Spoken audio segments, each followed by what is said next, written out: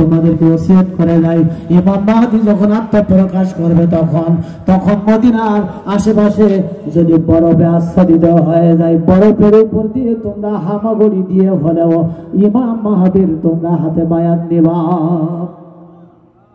আমি নবীর এই হাদিসের উপরে গবেষণা করে আমি বুঝেছি, হাদিসের উপরে গবেষণা করে আমি যতটুকু বুঝেছি, নবী এই কথা কেন বলল? যদি বরফের উপরে যদি আচ্ছাদিত, বরফে আচ্ছাদিত হয়ে যাবে, বরফের উপরে তোমরা বরফে আচ্ছাদিত হয়ে যাবে জমিন, বরফের উপরে হামাগুড়ি দিয়া দিয়া ইমাম মাহদীর হাতে তোমরা বায়াত নিয়ে ইমাম মাহদীকে সাহায্য করবে গোটা পৃথিবীর জমিনে ইহুদিদেরকে শেষ করার জন্য। ওই দিন আল্লাহ নবী বলেছেন, ওই দিন কোন ইহুদি পালাতে পারবে না, ইহুদি বাঁচতে পারবে না। ইহুদিদের তাদের বন্ধুরা আমার এই কবর হবে এই জমিনে, একটা ইহুদির বাচ্চারা এই জমিনে বাঁচতে পারবে না। সেদিন বেশি দূরে নয়, সেদিন আর বেশি দূরে নয়।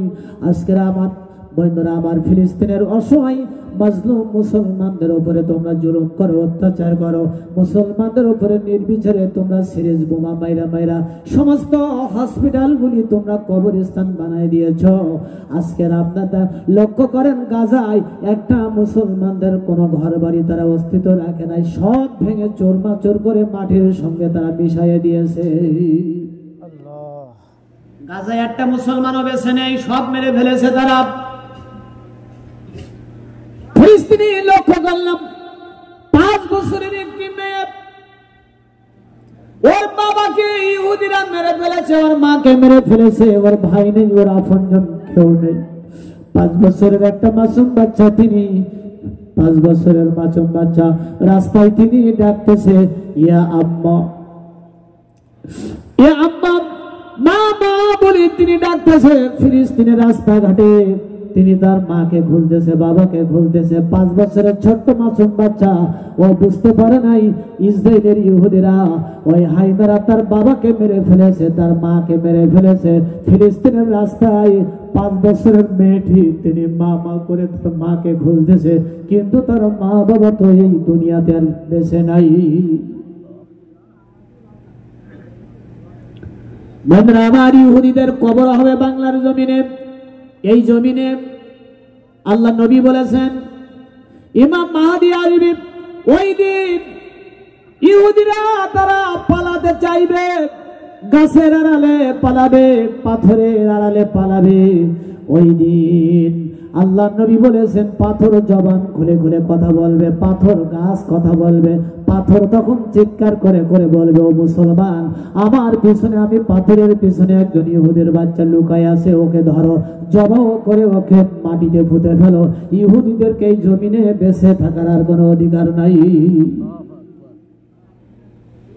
পাথর কথা বলবে, গাছ কথা বলবে। ওই দিন চিৎকার করি করি গাছের আড়ালে ইহুদিরা পালাবে, পাথরের আড়ালে, ঝুপড়ির আড়ালে পালাবে। কিন্তু পাথর চিৎকার করে করে মানুষের মতো কথা বলবে আর বলবে, ও মুসলমান, ও মুসলমান, তোমরা কোথায়?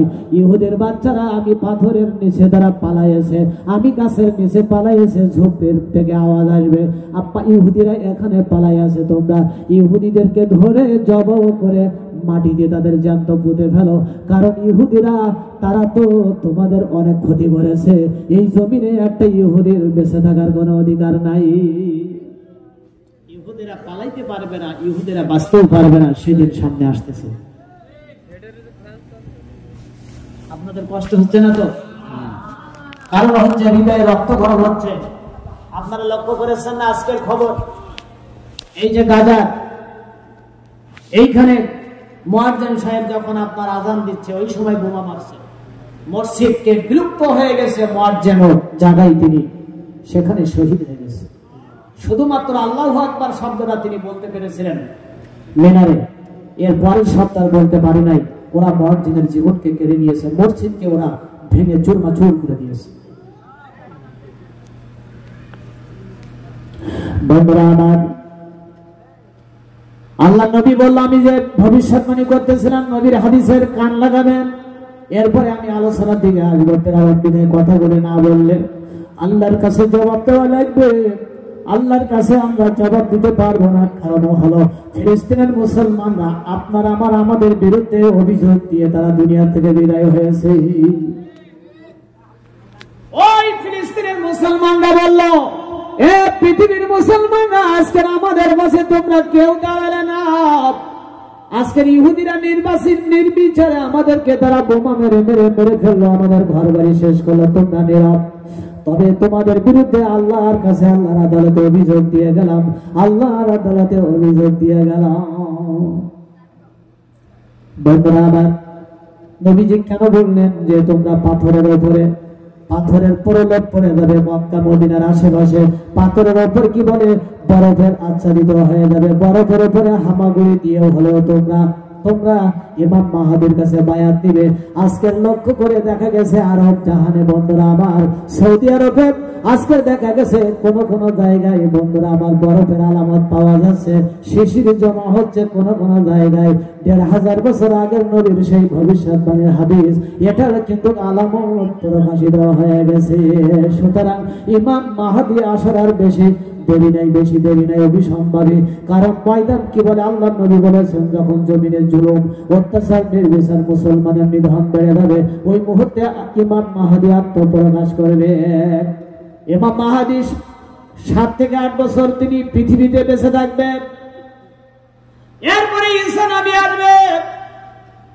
নবী আসবে, তারপরে দাজ্জালের সঙ্গে যুদ্ধ শুরু হয়ে যাবে। বন্ধুরা আমার, আমি আলোচনায় আপনাদেরকে আসবো, তবে যে আলোচনা আমি করতেছিলাম একটু গভীর মনোযোগ দিবেন আপনারা আমার সঙ্গে। কোরআনের আয়াতটা একটু বলুন, সুবহানাল্লাযী ইয়াসরা বিআবদিহি লাইলাম মিনাল মাসজিদিল হারামি ইলাল মাসজিদিল আকসা।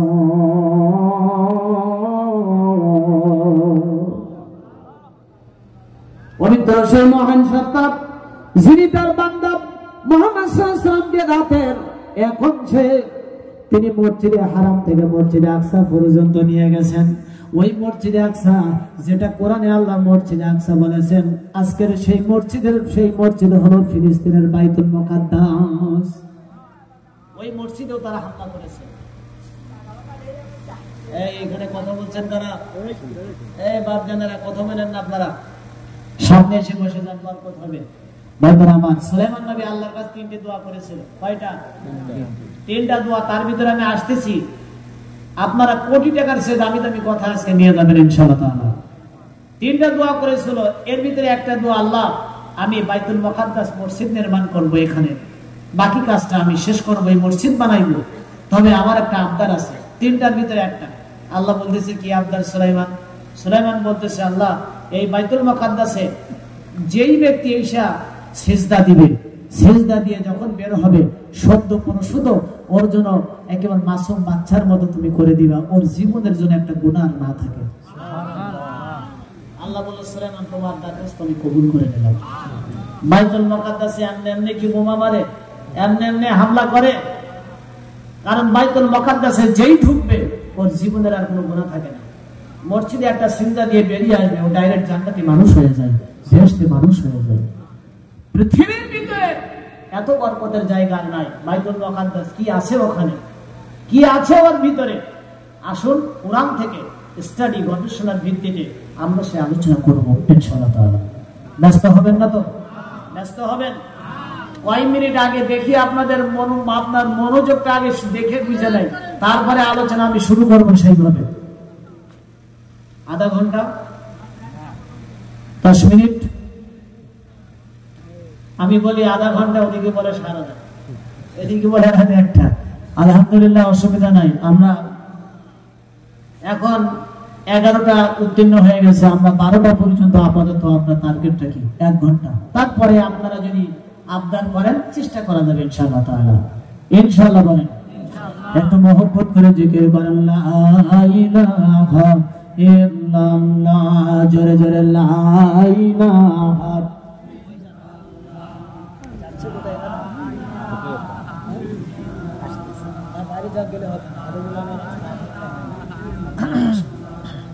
যদি বিশেষ প্রয়োজন না থাকে তাহলে থাকবে লা ইলাহা ইল্লাল্লাহু মুহাম্মাদুর রাসূলুল্লাহ সাল্লাল্লাহু। বন্ধুরা আমার, কোরআন শুনতে এসেছেন আপনারা ধন্য হয়েছেন। নবীজি বলেছেন কোরআনুল কারীমের ছোট্ট দুইটা সূরা যদি কেউ তেলাওয়াত করে, আমল করে, কিয়ামতের দিন দুইটা সূরা তার মাথার উপরে মেঘমালার মতো ছায়া দান করবে। সূর্য যখন এক বিঘত মাথার উপরে এসে যখন তাপ দিবে, গোটা হাসরের ময়দানটা তামা হয়ে যাবে।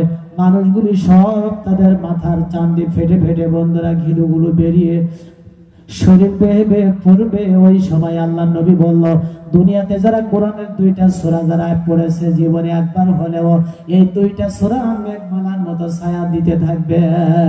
আর যারা কোরআন আমল করেছে, কোরআন যারা আপনার বন্ধুরা হৃদয়ঙ্গম করেছে, আল্লাহ নবী বলেছেন কোরআন কিয়ামতে ঝগড়া করে করে আল্লাহর সঙ্গে ঝগড়া করবে। ঝগড়া করে করে কোরআন তেলাওয়াতকারী আমলকারী ব্যক্তিকে বেহেশতে না ঢোকানো পর্যন্ত আল্লাহর সঙ্গে ঝগড়া কিন্তু বন্ধ হবে না। আমরা কি চাই না যে কোরআন আমাদের জন্য সুপারিশ করে আল্লাহর সঙ্গে ঝগড়া করে যেন বেহেশতে ঢুকায় দেয়? তাহলে সেই আঙ্গিকে আমি আলোচনা করতেছি, গভীর মনোযোগ দিবেন। ওই ধরা আল্লাহ কোরআনুল কারীমের ভিতরে বললেন, ইন্না ফি যালিকা লাযিকরা লিমান কানা লাহু কলবুন আও আলকাসামা ওয়া হুয়া শাহীদ।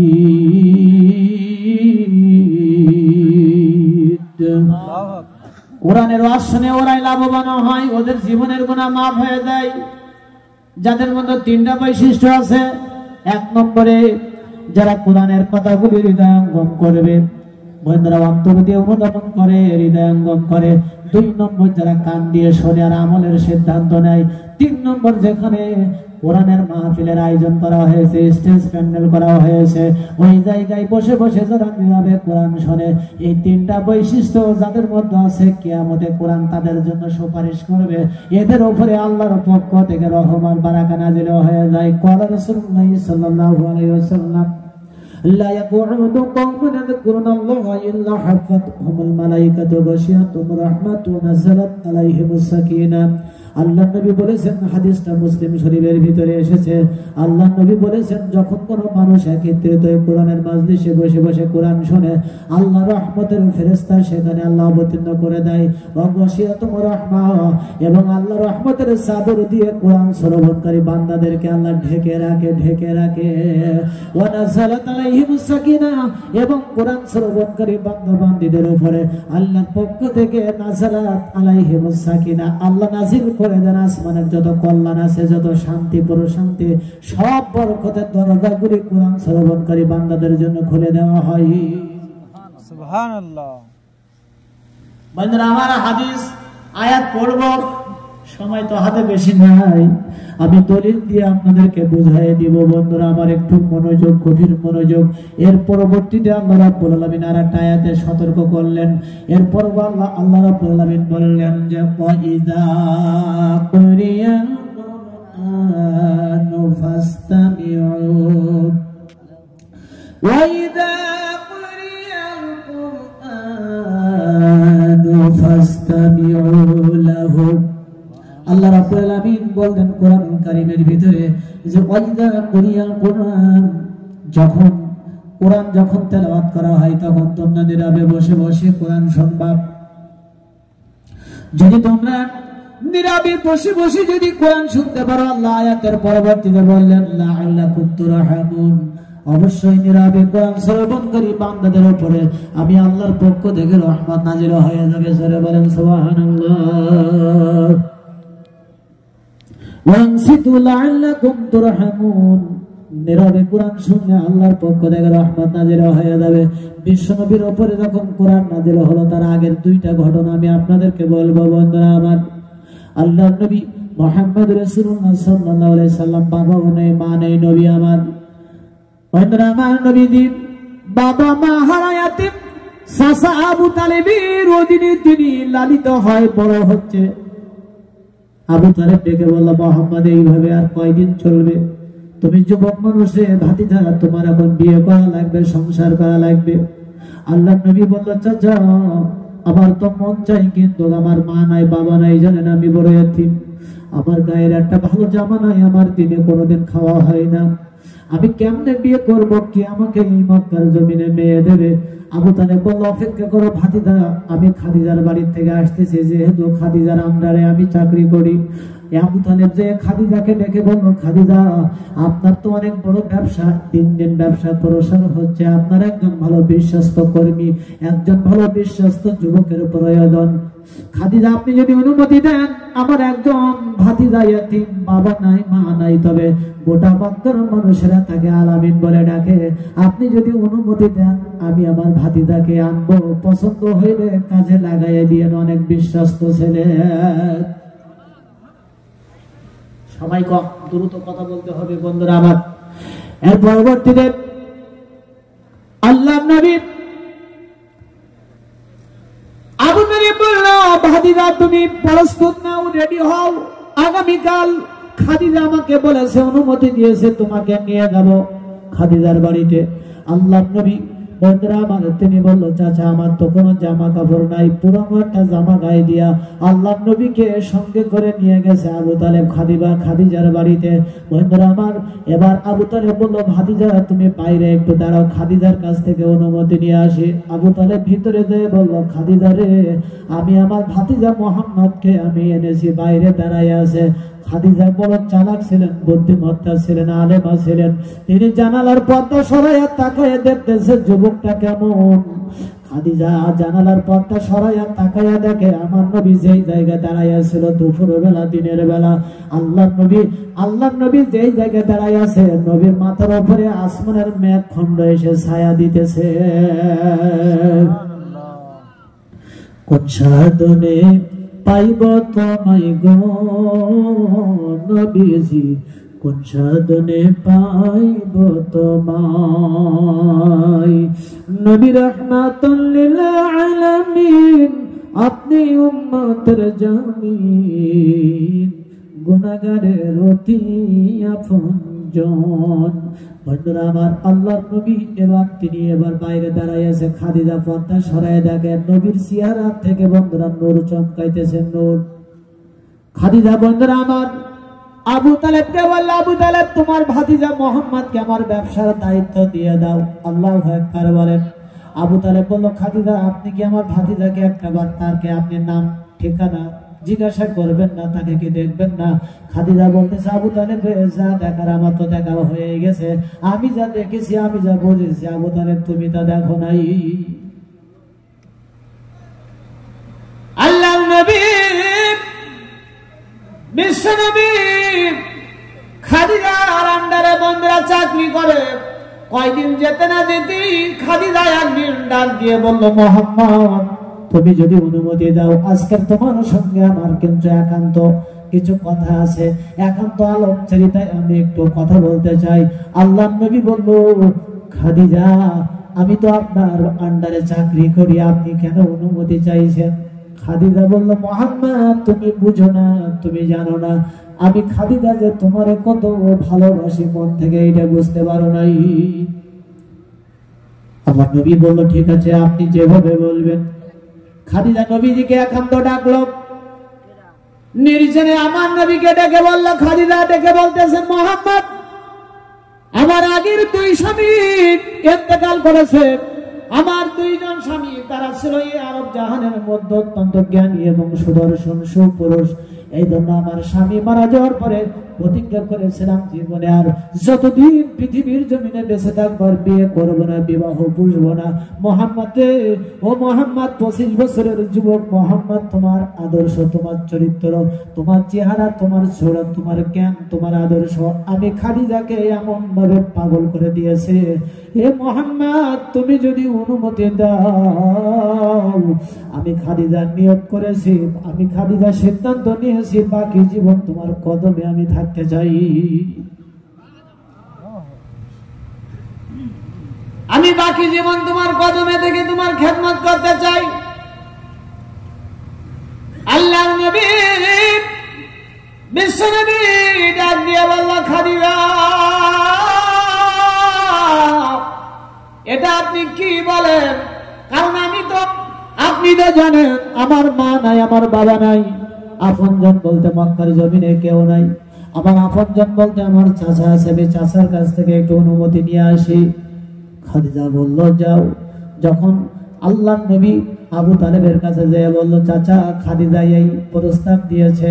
আবু তালেব বলল, মুহাম্মদ ভাতিজা আমার, তুমি খাদিজার প্রস্তাব গ্রহণ করে নাও, কারণ আগামী দিনগুলি তোমার জন্য বেশি ভালো না, কষ্টদায়ক। কষ্টের সময়, বিপদের সময় খাদিজা ছাড়া তোমার পাশে মক্কার কোন লোক আর থাকবে না।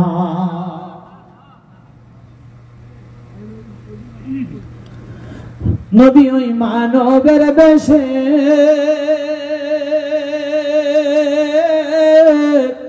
মা খাদিজার দেশে বকরি চড়াইতো জঙ্গলাই, নবীজি কোন সাধনে পাইব তোমার। বন্ধুরা আমার, খাদিজার সঙ্গে আল্লাহর নবীর বিয়ে হয়ে গেল। ঘটনা অনেক লম্বা, আমি শুধু মৌলিক কথাগুলি বলতে চাইছি। আমার মায়েরা বোনেরা গভীর মনোযোগ, আমার মায়েরা বোনেরা গভীর মনোযোগ, হৃদয়ঙ্গম করবেন কথাগুলি মাগো। এরপরে যখন আল্লাহর নবীর খাদিজার সঙ্গে বিয়ে হয়ে গেল, মক্কার লোকেরা ঠাট্টা বিদ্রুপ করতে লাগলো। বন্ধুরা আমার, ঠাট্টা বিদ্রুপ করতে লাগলো।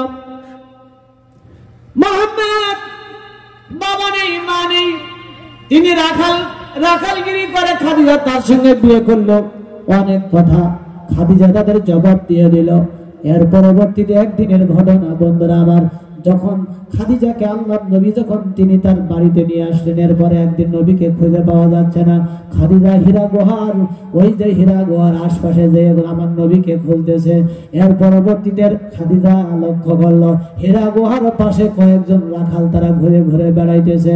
আম্মা খাদিজা যে বলল, রাখালেরা রে, তোমরা কি এই জায়গায় আমার স্বামী মুহাম্মদ সাল্লাল্লাহু আলাইহি সাল্লামকে দেখেছো? আজকের সকাল থেকে আমি আমার স্বামী মুহাম্মদকে খুঁজে পাচ্ছি না। রাখালেরা বলল, খাদিজা তোমার স্বামী এই যে হীরা গুহার মধ্যে, ওই হীরা গুহার পাহাড়ের উপরে উঠে ওই যে হীরা গুহার মধ্যে গুহার ভিতরে প্রবেশ করেছে, আর বের হয় নাই।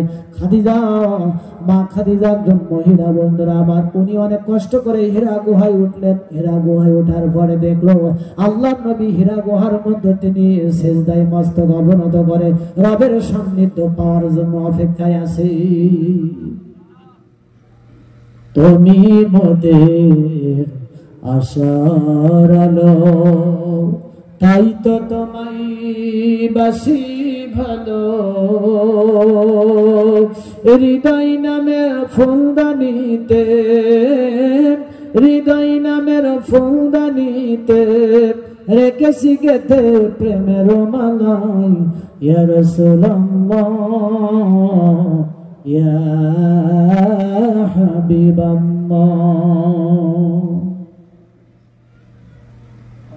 আপনাদের আলোচনা খুব সংক্ষেপ করে দিচ্ছে বন্ধুরা। আবার আম্মা খাদিজা ওইখান থেকে তিনি নেমে আসলো, নবীজি সিজদায় আছে, ডিস্টার্ব করলো না। খাদিজা বলল, ডিস্টার্ব করবো না এখন।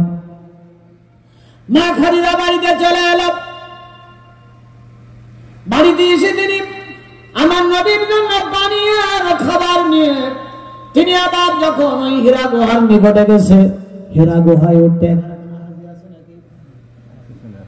একজন হাজী সাহেব তো জানেন, হীরা গুহায় উঠতে 1.5 থেকে 2 ঘন্টা সময় লাগে। কত ঘন্টা? 1.5 থেকে 2 ঘন্টা সময় লাগে। 3 মাইল পরিমাণ উঁচা হীরা গুহাটা বন্ধুরা আমার। আম্মা খাদিজা বলছে, আমি যখন আমার স্বামী মুহাম্মদ সাল্লাল্লাহু আলাইহি ওয়াসাল্লামের জন্য পানি আর খাবার নিয়ে যাইতাম, হীরা গুহায় পাও দিয়েছি, আর চোখের পলকে আল্লাহ আমাকে নবীর কাছে গুহার মুখে পৌঁছায় দিয়েছে। এই ব্যবস্থা কার? আরো জোরে বলেন, ব্যবস্থা কার? আল্লাহ। আল্লাহ রাব্বুল আলামিন হীরা গুহায় পৌঁছায় দিয়েছে। আম্মা খাদিজা বলতেছে, 3 মাইল উঁচা 2 ঘন্টার রাস্তা চোখের পলকে আমার নবীর কাছে আল্লাহ পৌঁছায় দিয়েছে। বন্ধুরা আমার, এর পরবর্তীতে যে কথা বলতেছিলাম,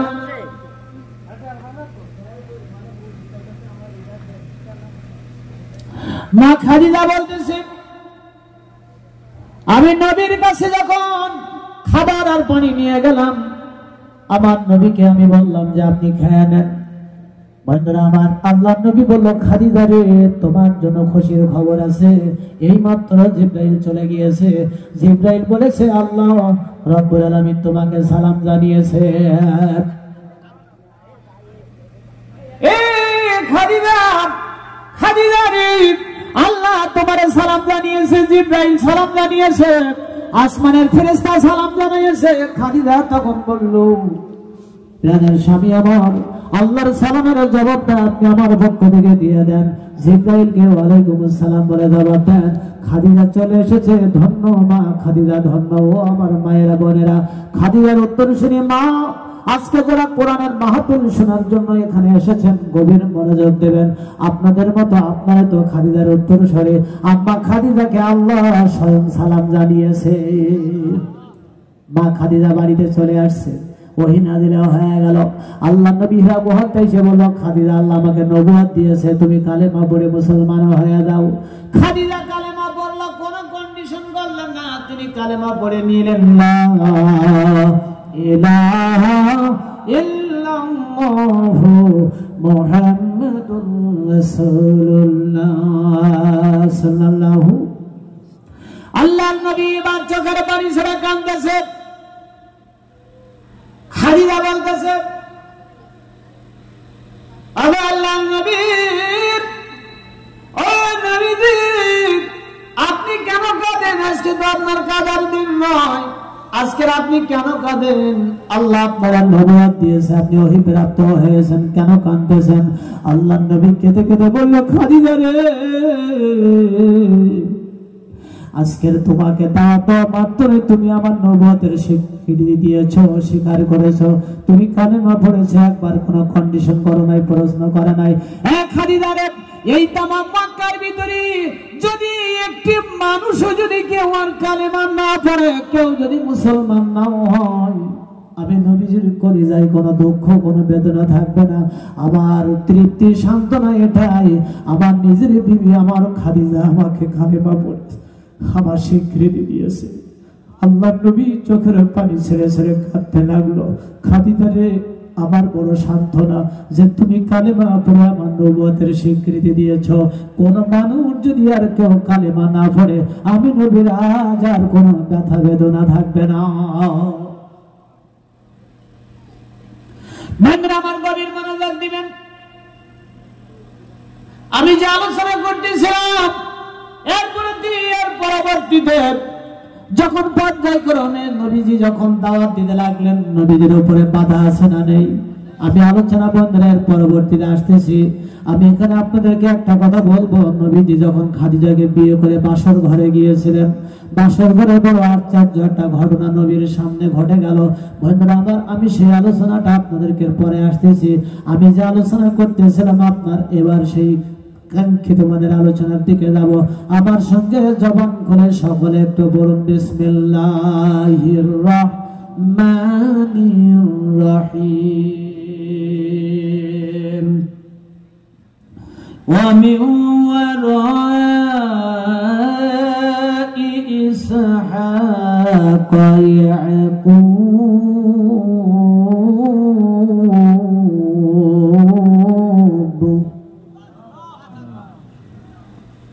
আমার গভীর মনোযোগ দিবেন, আর হয়তো আধা ঘন্টা সময় হাতে পাবো। কোরআনের আয়াতের মধ্যে আল্লাহ রাব্বুল আলামিন, বন্ধুরা আমার, তিনি চমৎকার করে বলেছেন। আমি আপনাদেরকে ওই আলোচনা যাচ্ছি, ফিলিস্তিনের বাইতুল মুকাদ্দাসে কেন মুসলমানদেরকে আজকে ঢুকতে দেয় না, কেন ইসরায়েলের ইহুদিরা তারা বাইতুল মুকাদ্দাস দখল করে নাই, ওখানে নামাজ পড়তে দেয় না, কি আছে ওর ভিতরে? আজকের কোরআনের আয়াত থেকে, কোরআন থেকে আমরা সেই আলোচনা শুনবো ইনশাআল্লাহ। এই বাইতুল মুকাদ্দাস, এইটা সর্বপ্রথম বাইতুল মুকাদ্দাস নির্মাণ করেছিলেন কে জানেন? বলতে পারবেন আপনারা? ইব্রাহিম নবীর বন্ধুরা আমার, যিনি পুতা ছেলে বলে আমাদের এদিকে, দাদা হইলে কি বলে? ঈসা আলাইহিস সালামের পুত্র ইয়াকুব আলাইহিস সালাম সর্বপ্রথম বাইতুল মুকাদ্দাসের ভিত প্রস্তর নির্মাণ করেছিলেন। কত টাকার বিনিময়ে জমি কিনেছিলেন? কিভাবে জমি কিনলেন ওই বাইতুল মুকাদ্দাসের, সেইগুলো যদি কোরআন থেকে আমি আপনাদেরকে রিপ্লাই করে আলোচনাটি করি, গবেষণা আলোচনা, কি ভালো লাগবে না? চমৎকার, অত্যন্ত ট্র্যাজেডি। আজকের মুসলমানদের রক্তে, হৃদয়ে রক্তক্ষরণ হচ্ছে ফিলিস্তিনের অবস্থা দেখে। বন্ধুরা, কেন আজকের ফিলিস্তিনিদের উপরে জুলুমারের অত্যাচার, আজকের সে সম্পর্কে আমরা আলোচনা করব। তার আগে আমাদেরকে যেতে হবে ইব্রাহিম নবীর বিয়ের প্রসঙ্গে। ইব্রাহিম নবীর যখন মা সারাকে বিয়ে করতে যাইবে, মা সারা ওই ফিলিস্তিনের, ওনার বাবা ছিল ফিলিস্তিন, ওই এলাকা তিনি ছিলেন বাদশাহ, অনেক প্রভাবশালী বাদশাহ ছিলেন। এখন বাদশাহ বলল, আমার মেয়ে সারা, সারা হচ্ছে বিশ্ব সুন্দরী ছিল পৃথিবীর জমিনে, কোরআনে আসছে, হাদিসে সেটাই আসছে। এত বড় সুন্দরী আল্লাহ সৌন্দর্য দিয়েছিল। বাদশাহ তখন বলল, আমার মেয়ে সারা যাকেই বর পছন্দ করবে আমি রাজা তাকে জামাতা হিসেবে মেনে নেব, আর আমার রাজ্যের অর্ধেক সম্পদ আমি তার নামে লিখে দিব। এবার বর চয়েসের পালা। সমস্ত ফিলিস্তিন আশপাশ যত রাজা বাদশাহ যারা ছিল এরা যাচ্ছে। তারপরে রাজার ছেলেরা, মন্ত্রীর ছেলেরা, এমপির ছেলেরা, বড় বড় শাহিনশাহ যারা রাজকীয় পোশাক পরে যাচ্ছে, খুব ভাবসাব নিয়ে, যদি সারা পছন্দ করে ফেলে রাজ্যের অর্ধেক সম্পদের মালিক হয়ে যাবে। কম কথা, কম কথা। তাফসীরের ভিতরে আসছে, এর পরবর্তীতে মা সারা তিনি 40 দিন এইটা দেখা দেখির কাজ চলতেছে, রাজা ঘোষণা দিয়েছে 40 দিন টাইম থাকলো, এর ভিতরে 40 দিনের ভিতরে আমার মেয়ে যাকে বর পছন্দ করবে আমি রাজা তাকে মেনে নিব, জামাতা হিসাবে রাজ্যের অর্ধেক সম্পদ আমি তার নামে লিখে দিব। এখন প্রথম দিন থেকে শুরু হয়েছে, সব দেশের রাজারা বাদশারা আসতেছে, লাইন দিয়ে দাঁড়ায়, মা সারা প্রোটোকল বাহিনী নিয়ে এসে দেখতেছে এই মাথার থেকে এই মাথায়, কারোর পছন্দ করে না, কারোর পছন্দ হয় না। এখন রাজা বাদশারা চিন্তা করতেছে, সারা আমাদের পছন্দ করে না, তা করবে কাকে? 40 দিন এইটার আপনার প্যাকেজ ছিল, 40 দিন টাইম দিয়েছিল রাজা। এই 40 দিনের বাইরে হবে না, 40 দিনের মধ্যে সময় দেওয়া হলো। তিনি ডিক্লিয়ার দিয়েছে, তিনি এটা অ্যাডভার্টাইজমেন্ট করেছে গোটা আপনার ওই সময় গোটার কি বলা যায় পার্শ্ববর্তী যত রাষ্ট্র ছিল গোটা বিশ্বে এটা প্রচার করে দিয়েছে, আমার মেয়ে আমি বাদশাহ ঘোষণা দিতেছি, 40 দিন টাইম, এর ভিতরে আমার মেয়ে সারা যাকে বর পছন্দ করবে তার সঙ্গে আমার মেয়ে বিয়ে হবে, রাজ্যের অর্ধেক সম্পদ লিখে দেব। সমস্ত ওই সময়ের যত রাজা প্রজা ছিল সবাই আসতেছে। 40 দিন 39 দিন হয়ে গেছে, সারা কারোর বর পছন্দ হয় না। কতদিন হয়ে গেছে? একটু কথা বলতে হবে, কতদিন? 39 দিন গত হয়ে গেছে, মাত্র একদিন সময় বাকি আছে। রাজা চিন্তা করতেছে, গভীর চিন্তায় পড়ে গেছে যে 39 দিন আমার ঘোষণা, 40 দিন, একটা দিন বাকি আছে। আমার মেয়ে তো কোনো রাজা বাদশাহ কোনো ছেলেদের পছন্দই করলো না, করবে এটা কাকে? একটা টেনশনের ব্যাপার না? এখন যেদিন 40 দিন পরে যাবে, 40 দিনের দিন, ওই দিনকে ইব্রাহিম নবী ওই ফিলিস্তিন থেকে একটু দূরে, অনেক বরকতের জায়গা ফিলিস্তিনটা, সব নবীদের পদচারণা ওখানে ছিল, নূহ নবী থেকে শুরু করে। আমি সময় আপনারা দিলে আমি বলবো কোন কোন নবী মসজিদের আকসার পাশে বসবাস করেছেন।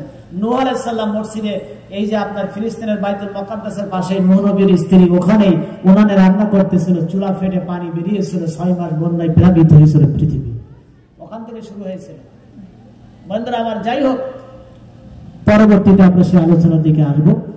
এরপরে 40 দিনের দিন ইব্রাহিম নবী তিনি একটা সেরা পুরনো জুব্বা গায়ে দিয়ে দাঁড়াই আছে। অনেক রাজা বাদশার ছেলেরা আজকে লাস্ট ফাইনাল ডিসিশন, সবাই চান্স দিচ্ছে পুনরায়।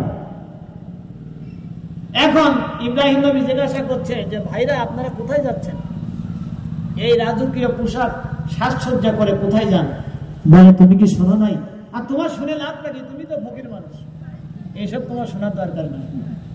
ইব্রাহিম নবীকে বলতেছে, তুমি তো ফকির মানুষ, সেরা জুব্বা গায়ে।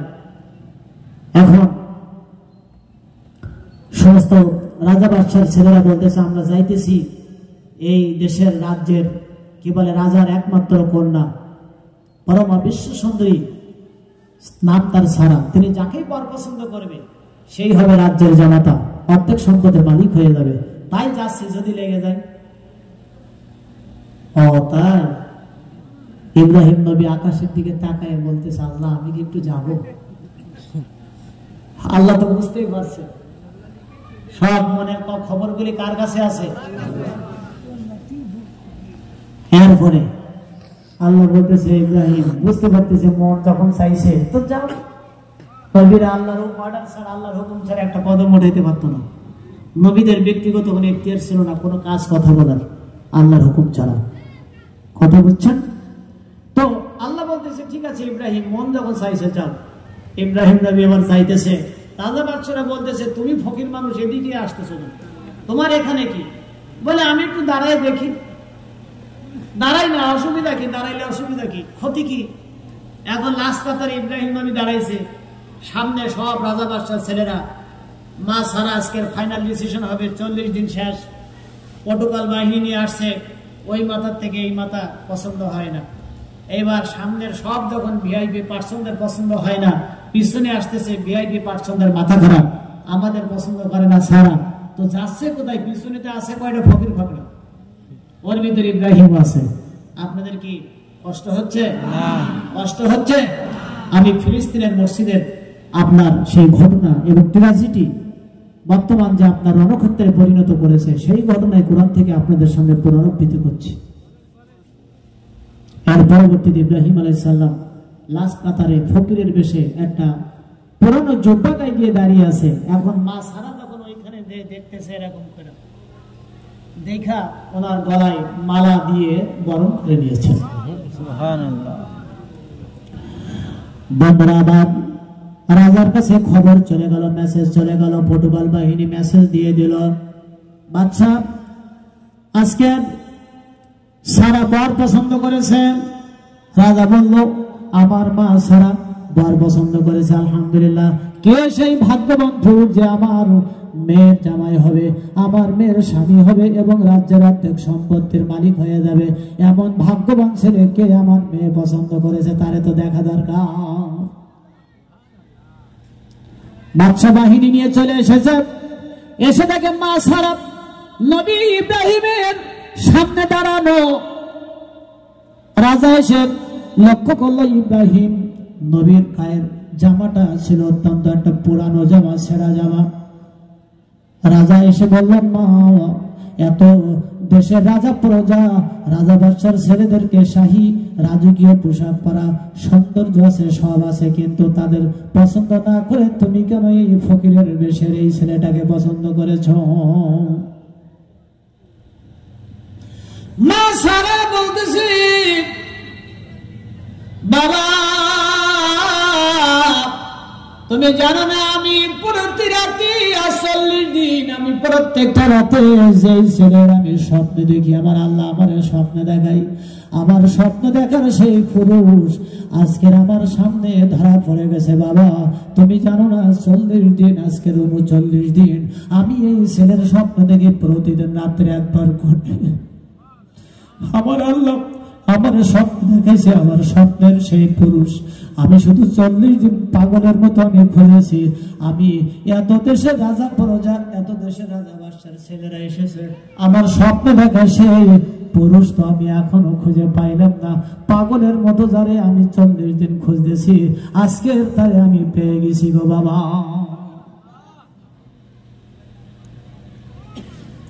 বন্ধুরা আমার, ইব্রাহিম নবীর বিয়ে হয়ে গেল মা সারার সঙ্গে। রাষ্ট্রীয় মর্যাদায় যখন বিয়ে হয়ে গেল, রাজ্যের অর্ধেক সম্পদ দিয়ে দিল, কিন্তু নবীদের তো কোনো সম্পদের লোভ লালসা কিছুই নাই। বন্ধুরা আমার, আমাদের সমাজে দেখবেন অনেক যুবকেরা যখন বিয়ে করতে চায় তখন বলে যে মেয়ের বোন কোনটা, ভাই কোনটা, আর জমি আছে কয় বিঘে, মানে হিসাব যে আমি বিয়ে করলে আমার ভাগে কয় বিঘা পড়তে পারে। আসলে এরকম তবে এই এলাকার যারা যুবক, আমার যুবকরা এসে আলামিন কই যে যুবকরা মিলে তো আজকাল এই মাহফিল দিয়েছে, এই এলাকার যুবকরা তো সব সোনার টুকরা। এই চিন্তা অন্তত এদের ভিতরে নেই। এরা নামাজি, আজান শুনলে মাথা নষ্ট, এরা সব মসজিদে যেয়ে বসে থাকে উদ্দিনে, তাই তো নাকি? বন্ধুরা আবার ইব্রাহিম নবী তিনি সারাকে বিয়ে করে যখন তিনি দোয়া নিয়ে যখন বিদায় নিয়ে রাজ্য ছেড়ে যখন আপনার মিশরে প্রবেশ করেছে, বন্ধুরা আমার, মিশরে যখন প্রবেশ করেছে ওই সময় মিশরের বাদশা ছিল ফিরাউন। কারণ মিশরের যেই প্রধানমন্ত্রী হয় তার উপাধি হলো ফিরাউন। বন্ধুরা আমার, ওই সময়ের ফিরাউন মিশরের বাদশা যে সে ছিল নারী লোভী, চরিত্রহীন এক বাদশা। মা সারার এত সৌন্দর্য পৃথিবীর জমিনে আল্লাহ মা সারাকে সবচেয়ে বেশি সৌন্দর্য দান করেছিল। যখন সীমান্তে পৌঁছে গেছে, প্রহরীরা যখন বলতেছে যে তোমার নাম কি, বলে ইব্রাহিম। এইটাকে বলে এটা আমার বোন। আসলে ছিল স্ত্রী, আসলে কি, কিন্তু বলতেছে ও আমার বোন। বন্ধুরা আমার, কিন্তু ওই যে সীমান্ত প্রহরী যারা সৈন্য ছিল ওরা রাজার কাছে মেসেজ পাঠিয়েছে, বাদশা আমাদের জীবনে এত সুন্দরী মহিলা আমরা আর কখনো পাই নাই। আমাদের রাজ্যের মধ্যে একটা যুবক আর এক যুবতী প্রবেশ করেছে। রাজা তখন বলতেছে ওদেরকে ধরে নিয়ে আসো আমার অন্দর মহলে। অন্দর মহলে নিয়ে যাওয়া হলো। রাজা বলতেছে তোমার নাম কি, বলে আমার নাম ইব্রাহিম। এই মহিলা তোমার সম্পর্কে কি হয়, বলে বোন, অথচ স্ত্রী। কিন্তু ইব্রাহিম নবী কি মিথ্যা বলেছিলেন? কিন্তু না, বলেন নাই। এখানে তাফসীরে এসেছে মিথ্যা বলেন নাই, কারণ হলো ইব্রাহিম নবী ওই সত্যে ওই টেন্ডেন্সি নিয়ে বলেছে এইটা হলো আমার বোন, অর্থাৎ ধর্মের বোন। জোরে বলেন সুবহানাল্লাহ। কারণ আদম আলাইহিস সালাম থেকে শুরু করে পৃথিবীর জমিনে যদি আপনি হিসাব করেন সবাই আমাদের দিনী ভাই আর বোন, সবাই আমাদের দিনী ভাই আর বোন। ইব্রাহিম নবী কিন্তু মিথ্যা বলেন নাই, নবীরা মিথ্যা বলতে পারে না। ইব্রাহিম নবী ওই দৃষ্টিকোণ থেকে বলেছিলেন যে সারা আমার বোন, মানে ধর্মের বোন। গভীর মনোযোগ দিবেন, বড় ইন্টারেস্টিং। কোরআন থেকে জানাচ্ছি আপনাদেরকে। অন্দর মহলে বাদশা সারাকে আটকায় রেখে ইব্রাহিমকে রাজ্যের বাইরে বের করে দিল, শাহী মহলের বাইরে বের করে দিল। এবার সারাকে বন্ধুরা আবার চরিতার্থ করার জন্য এত সৌন্দর্য, এত চেয়ার, এত রাজা কোনোদিন দেখে নাই, ফিরাউন দেখে নাই। ফিরাউন যখন বন্ধুরা আবার সারার দিকে হাত বাড়াইছে, ইব্রাহিম টেনশনে পড়ে গেছে। এই যে লুচ্চা বাদশা আমার স্ত্রী সারাকে না জানি কি করে, কিন্তু ইব্রাহিম নবী শাহী মহলের বাইরে আছে, টেনশন করতেছে। আল্লাহ কুরআনুল কারীমের আয়াত নাজিল করলেন, আল্লাহ জানাইয়ে দিলেন ওয়াকাযালিকা নুরি ইব্রাহিম মালাকুতাস সামাওয়াতি ওয়াল আরদ। আল্লাহ রাব্বুল আলামিন তিনি বলতেছে আমি ইব্রাহিম কি আকাশ, গোটা আকাশ মন্ডল আর পৃথিবী রাজ্যকে আমি দেখার আমি শক্তি দিলাম।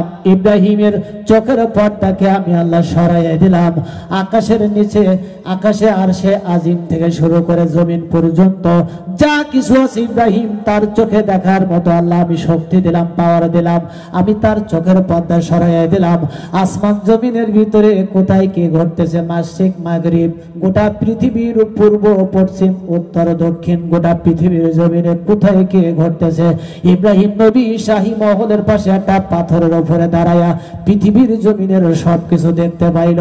আল্লাহ বলতেছে আমি ইব্রাহিম, আল্লাহ বলতেছে নুরি ইব্রাহিম মালাকুতাস সামাওয়াতি ওয়াল আরদ। আসমান জমিনে যা কিছু আছে আমি আমার নবী ইব্রাহিমকে ওই দিনকে আমি দেখাইয়ে দিয়েছিলাম।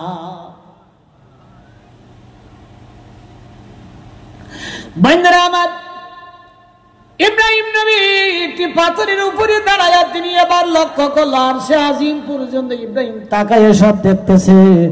এরপরে পৃথিবীর পূর্ব পশ্চিম মাশরিক মাগরিব সব তিনি দাঁড়ায়া দেখতেছেন, পাথরের উপরে দাঁড়ায়া লক্ষ্য করতেছেন। একজন যুবক যুবতী জিনায় লিপ্ত হয়ে গেছে পৃথিবীর এক কোণে এক প্রান্তে। এই দৃশ্য দেখে ইব্রাহিম নবী বলল আল্লাহ এদেরকে পাথর বানাইয়া দাও। তারা পাথর হয়ে গেল। এর পরবর্তীতে ইব্রাহিম নবী শাহী মহলের বাইরে দাঁড়ায়া তিনি লক্ষ্য করতেছেন যে আমার বিবি সারা এখন অন্দর মহলে, ফেরাউনের অন্দর মহলে কেমন আছে। ইব্রাহিম নবী বাইরের থেকে সব দেখতে পাইতেছে। যেমন ভিডিও কলে আপনারা এখন আমেরিকায় আপনার ভাইয়ের সঙ্গে আপনি 1 সেকেন্ডের মধ্যে কথা বলতে পারবেন, তার ছবি আপনি দেখবেন, আপনার ছবি সে দেখতে পাবে। জোরে বলেন ঠিক কিনা? এইটা যদি মোবাইলে সম্ভব হয়, হয় কিনা? আজকের এই যে ভিডিও মোবাইলের আবিষ্কার হয়েছে, তার মধ্যে একটা সাপোর্টিং কোরআনের আয়াত, একটা আরো একটা আয়াত আছে। এর থেকে তো আজকের মোবাইল আবিষ্কার হয়েছে, রাউটার আবিষ্কার হয়েছে, কম্পিউটার আবিষ্কার হয়েছে। আজকের আমার এই সায়েন্টিস্টের এই সাবজেক্ট না আলোচনা করার, এই জন্য আমি যে ঘটনা বলছি আসলে আলোচনা শেষ করা খুব কষ্টকর হয়ে যাবে।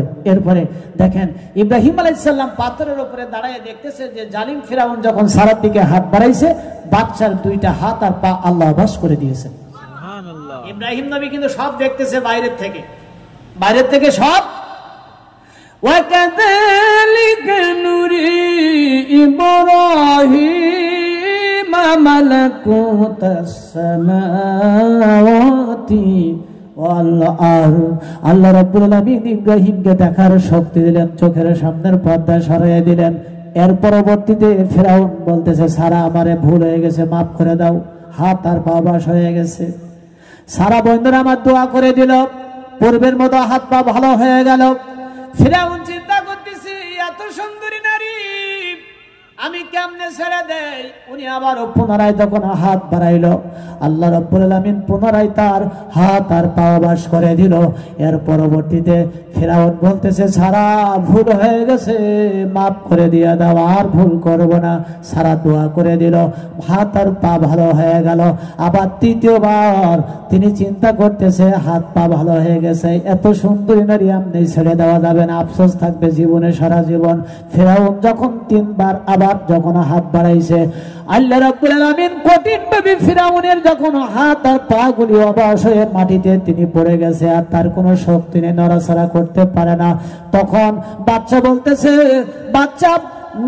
ফিরাউন বলতেছে, সারা ভুল হয়ে গেছে, আমাকে তুমি মাফ করে দাও, কথা দিলাম আমি আর জীবনে আর তোমার বেয়াদবি করব না, জীবনে তোমার আর সঙ্গে আর বেয়াদবি হবে না, বেয়াদবি করব না। সারা যখন দোয়া করে দিল, তখন ফিরাউন ভালো হয়ে গেল। এরপরে সারাকে সম্মানের সাথে ওইখান থেকে অন্দরমহল থেকে বাদশা ইব্রাহিম নবীর কাছে পৌঁছায় দিল। ঘটনা অনেক লম্বা। এর পরবর্তীতে ইব্রাহিম আলাইহিস সালাম যখন ওইখান থেকে সারাকে নিয়ে বাড়িতে আসলো, সারার বয়স 90 বছর, ইব্রাহিম নবীর বয়স হচ্ছে তখন 100 বছর। কত বছর? জোরে বলেন কত বছর?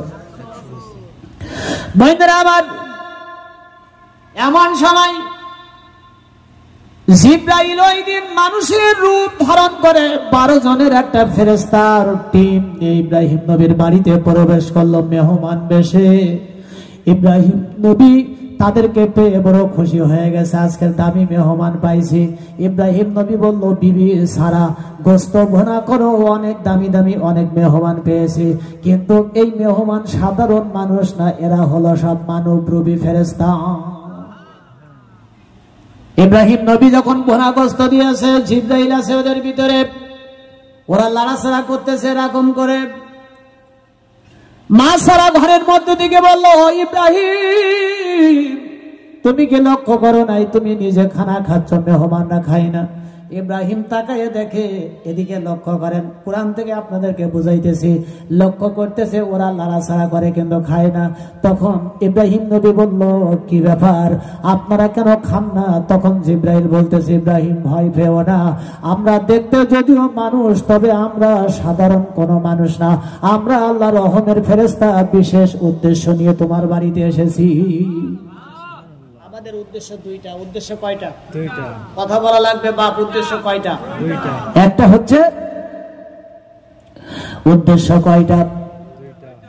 আল্লাহ কোরআনের ভিতরে জানাই দিলেন উদ্দেশ্য কি।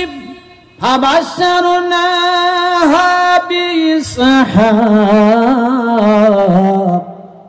ওয়া মিন ওয়ারাই ইসহাক ইয়াকুব।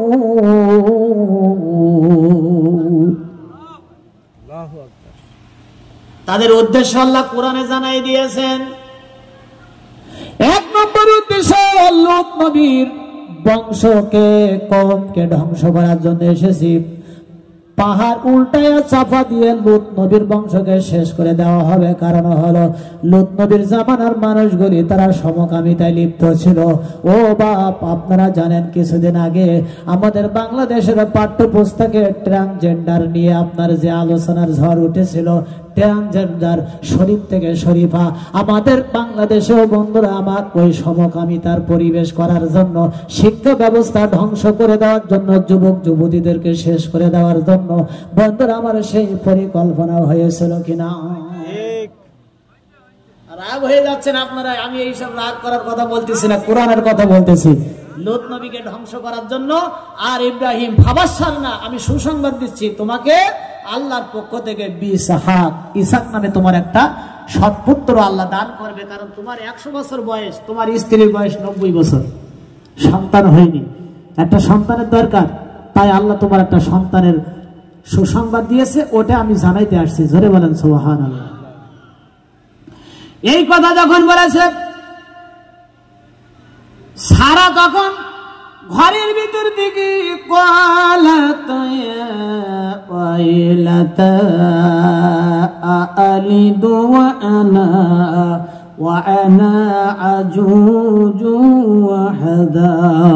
আল্লাহু আকবার বলেন বন্ধুরা আমার। তখন সারা বলল, হাই এরা কি বলতেছে ইব্রাহিম? কোরআনের আয়াত কিন্তু। সারা গালে এইভাবে থাবলাইতেছে, এদিকে লক্ষ্য করেন, এভাবে চল মারে, এই পাশে এক চল আর এই পাশে এক চল, সারা চড়াইতেছে এরকম করে। আর বলতেছে ইব্রাহিম এরা কি বলে, আমার 90 বছর বয়স, তোমার বয়স 100 বছর, আমাদের নাকি সন্তান হবে। এটা কি? অথচ আমি তো এখন বৃদ্ধা, তুমিও একজন বৃদ্ধ হয়ে গেছো, এটা কখনো সম্ভব না। ইন্না হাযা লা শাইউন আযীব, এটা তো অবশ্যই এক আশ্চর্য ব্যাপার, এটা তো কোনোদিন মেনে নেওয়া যায় না। এই কথা যখন বলতেছে জিবরাইল বলতেছে, ইব্রাহিম আমার আল্লাহর পক্ষে অসম্ভব কিছু না। আল্লাহ যদি তিনি ইরাদা করে, ইচ্ছা করে, মুহূর্তের ভিতরে সেটা জমিনে সংগঠিত হয়ে যায়। বন্ধুরা আমার, ইব্রাহিম নবীর 100 বছর বয়সে ইসাক নামের একটা পুত্র সন্তান হলো। গভীর মনোযোগ, 40 বছর বয়স হয়ে গেছে। ইসাক নবীর যখন 40 বছর বয়সে বিয়ে দিয়েছেন, বিয়ে হয়ে গেল, বিয়ের বয়স হয়েছে আপনার 20 বছর। কত বছর? 20 বছর বয়সে ইসাক নবী বলল, আর তার স্ত্রী একদিন বলতেছে, আল্লাহ আমাদের একটা সন্তান দাও। আল্লাহ সন্তানের জন্য দোয়া কবুল করেছেন। আল্লাহ রাব্বুল আলামিন তখন বলতেছেন, আল্লাহ রাব্বুল আলামিন তখন বলতেছেন, ইসহাক ওয়া ইয়াকুব, ইয়াকুবের, ইসাকের উপরে আমি ইয়াকুবের খুশির খবর দিলাম। জোরে বলেন সুবহানাল্লাহ। 2টা সন্তান হলো। কয়টা? আরো জোরে বলেন কয়টা? 2টা সন্তান হলো, যমজ সন্তান। আল্লাহর কাছে সন্তান চাইছে কয়টা? ইসাক নবী সন্তান চাইছে একটা, আল্লাহ 2টা সন্তান দিল। প্রথম অনেকের যমজ সন্তান হয় না দুনিয়াতে, আবার অনেকের হিজলা সন্তান হয়, হয় কিনা? এই সন্তানের মধ্যে হিজলা কেন হয় এটা কি বলবো? হিজলা কেন হয় এটা জেনে যাবেন, আজকের কাজে লেগে যাবে। একটু সামান্য ভুলের কারণে সন্তান হিজলা হয়, আহার এটা অভিশপ্ত। আমরা যেন এই ভুলটা কেউ না করি স্বামী স্ত্রীর ক্ষেত্রে, আমি সেটা পরে আসতেছি। বন্ধুরা আমার, যমজ সন্তান হয়েছে ইসাক নবীর। প্রথমে যে সন্তানটা হইল তার নাম ইস, আর তারপরেই ইয়াকুব আলাইহিস সালাম জন্মগ্রহণ করলো। এটা কোরআনের আয়াত থেকে বলতেছি। 2টা সন্তান ইসাক নবীর, একটা হলো ইস আর ইয়াকুব। তারা যৌবনে পদার্পণ করলো। ইসাক নবী ইতিমধ্যে বয়োবৃদ্ধ হয়ে গেল, তিনি অন্ধ হয়ে গেল। ইসাক নবী বৃদ্ধ বয়সে অন্ধ হয়ে গিয়েছিল, বারান্দায় শুয়ে পড়ে বলতেছে, সন্তান। কিন্তু এখানে আর একটা কথা আপনাদের জেনে থাকা দরকার, সেটা হচ্ছে ইসাক আলাইহিস সালাম বড় ছেলে ইসকে বেশি ভালোবাসতো, আর ইয়াকুব ছোট ছেলে ইয়াকুবকে ভালোবাসতো তার মা। ইয়াকুবকে ভালোবাসতো কে? আজও আমাদের সমাজে দেখবেন ছোট ছেলেকে মা বেশি ভালোবাসে। ছোট ছেলের নামে যত অন্যায় করুক কথা বলা যাবে না। বলে ও ছোট মানুষ, বোঝে না, বিয়ে দিলি বলে 3টে ছেলে বিয়ে দিত, নাকি এখনো ছোট, কিচ্ছু বোঝে না। কি মা এরকম আছে না? অনেক সন্তান অনেক বড়, কিন্তু মার কাছে, বাবা মার কাছে আসলে সন্তানরা সবসময় ছোটই থাকে, খোকা। কথা ঠিক কিনা? তো ইয়াকুব আলাইহিস সালাম ছোট, মা ভালোবাসে। ইস বড়, বাবা বেশি ভালোবাসে। এখন ইসাক তো অন্ধ হয়ে গেছে। ইসাক নবী বারান্দায় শুয়ে বলতেছে, সন্তান আমার গোস্ত খেতে মন চাইছে, একটু ভুনা গোস্ত খাও, আমি একটা দোয়া করে দিব। আমার কাছে একটা জমানো দোয়া আছে। সব নবীদেরকে আল্লাহ স্পেশাল পাওয়ারফুল একটা দোয়া দিয়েছিল। আমার কাছে একটা দোয়া আছে, আল্লাহ দিয়েছেন স্পেশাল। এই দোয়াটা এখন তো আমার ইখতিয়ার, আমি যাকেই দোয়া করে দেবো সেই দোয়া বরকত লাভ করবে। আমার নবী হওয়ার একটা দোয়া আছে আমার কাছে, সুবহানাল্লাহ বলেন। আমি যাকেই দোয়া করে দেবো সে নবী হয়ে যাবে। তখন ইস বলতেছে আব্বা তুমি তো আমাকে খুব ভালোবাসো, ঠিক আছে, তোমার কাছে যখন নবী হওয়ার দোয়া আছে জমানো, এটা তোমার ইখতিয়ার, আল্লাহ দিয়েছে, তুমি দোয়া করলে নবী হবে। তবে আমি নবী হতে চাই, নবী হতে চাই না কে? তখন বললো আব্বা ঠিক আছে। তাফসিরে আসছে ইস খুব শিকারী ছিল, তিনি জঙ্গলে গেছে গোস্ত শিকার করতে। বললো আব্বা আমি জঙ্গল থেকে শিকার করে গোস্ত নিয়ে আসবো, নিজেও রান্না করে ভুনা করে তোমারে আমি গালে উঠে খাওয়াবো, তুমি নবী হওয়ার দোয়া দিবা, আমি পৃথিবীর জমিনে নবী হয়ে যাব। ইসহাক নবী বললো যাও, অতি দ্রুত চলে যাও, দেরি করো না। তিনি যখন জঙ্গলে চলে গেল, ইতিমধ্যে ইয়াকুব আলাইহিস সালামের মা বলতেছে বাবা তোর বড় ভাই জঙ্গল থেকে গোস্ত আনার আগেই কাজ সেরে ফেলতে হবে। আমি মা তোরে ভালোবাসি, আমি চাই না বড় সন্তান নবী হোক, আমি মা চাই ইয়াকুব তুই পৃথিবীর জমিনে নবী হবি। কোরআনের আলোচনা আজকে একটু শোনেন তো, ডাইরেক্ট কোরআন থেকে আলোচনা করতেছি, একটা শব্দ কোরআনের বাইরে না। কোরআনের ভিতরে কি আছে মজা, আমরা তো কোরআনটা স্টাডি করি না। এরপরে দেখেন ইয়াকুব আলাইহিস সালাম তার মা বলতেছে আমি চাই যে নবী তুই ইয়াকুব তুই নবী হবি, তোর বড় ভাই নবী হবে না, এটা আমি মা আমার সিদ্ধান্ত। ইয়াকুব আলাইহিস সালাম বলতেছে মা তোমার সিদ্ধান্ত ঠিক আছে, কিন্তু বাবা তো ভালোবাসে বড় ভাইকে, আমাকে বাবা তো অত ভালোবাসে না। বড় ভাই জঙ্গল থেকে আসলেই গোস্ত খাওয়ায়া নবী হওয়ার দোয়া তো বড় ভাই নিয়ে নিবে, বাবা তো বড় ভাইকে দোয়া দিবে বলেছে। বন্ধুরা আমার, মা বলতেছে এখন তুই 2টা বকরি নিয়ে আয়, জবাই কর, আমি ভুনা গোস্ত রান্না করে দিতেছি। তোর বাবা অন্ধ, তুই তোর বাবাকে গোস্ত খাওয়া খুশি করতে পারলে নবী হওয়ার দোয়া দিয়ে দেবে, কোনো অসুবিধা নেই। এখন নবী বললাম মা তোমার কথা ঠিক আছে, কিন্তু এখানে একটা আমার কথা, সেটা হলো আমার বড় ভাই ইসের শরীরের দিকে লক্ষ্য করেন। আমার বড় ভাই শরীরে হাতে লম্বা লম্বা পশম আছে, আমার শরীরে কোনো পশম নাই। আমি যখন গোস্ত খাওয়াবো দোয়া চাইবো, বাবা যদি দোয়া করার সময় মাথায় হাত বোলাই, যদি হাতে হাত বোলাতে যাই তখন তো বাবা দেখবে যে আমার হাতে লম্বা পশম নাই, বড় ভাইয়ের হাতে লম্বা লম্বা পশম, আমি ধরা খেয়ে যাব। দোয়া তো দেবে না, বাবার যদি বদ দোয়া হয় তাহলে যেহেতু পয়গম্বর দোয়া করা মুহূর্তেই আল্লাহর দরবারে কবুল হয়ে যাবে। এখন উপায় কি? বড় ভাইয়ের হাতে লম্বা লম্বা পশম, এদিকে লক্ষ্য করেন, প্র্যাকটিক্যালি কোরআনের আয়াত এবং তাফসীর আমি আপনাদের বুঝাই দিচ্ছি। এইখান থেকে ইসের হাতে লম্বা লম্বা পশম ছিল, অনেক লম্বা লম্বা পশম ছিল। ইয়াকুব আলাইহিস সালামের হাতে কোনো পশম নাই। ইয়াকুব আলাইহিস সালাম বললো বাবা যখন দোয়া করবে, সন্তানদের বাবারা দোয়া করে মাথায় হাত বোলায়, নি করে ডাকে, হাত বোলায় না, মাথায় হাত বোলায়, গায়ে হাত বোলায়। তবে ইয়াকুব বলতেছে মা বাবা যদি হাত বোলায় এই হাতে, আমি তো ধরা খেয়ে যাবো। মা বলতেছে আমিও চিন্তা করে রেখেছি, তুই যে বকরি জবাই করবি এই বকরির যে লোম, ওই লোম গুলি আমি তোর হাতে সেটিং করে দেব। তুই গোস্ত খাওয়া তোর বাবার কাছে দোয়া নিবি, তোর বাবা যখন তোর হাতে হাত বোলাবে তখন বকরির লোম সেটিং করে দেবে এমন ভাবে তোর বাবা অন্ধ বুঝতে পারবে না।